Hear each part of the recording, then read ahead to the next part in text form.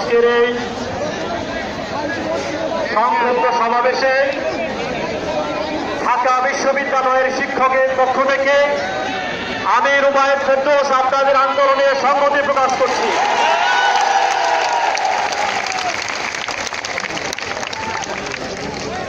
আজ থেকে প্রায় 450 বছর আগে, একটু শোনেন আপনারা, ইতালির একজন বিখ্যাত বিজ্ঞানী, তার নাম হচ্ছে গ্যালিলিও গ্যালিলি। তিনি তার টেলিস্কোপ দিয়ে প্রমাণ করেছিলেন পৃথিবী সূর্যের চারদিকে ঘোরে। আমি হিসাব করে দেখেছি, গ্যালিলিওর সময় পৃথিবীর লোক সংখ্যা ছিল 80 কোটি পুরো পৃথিবীতে। ওই সময় যদি ভোটাভুটি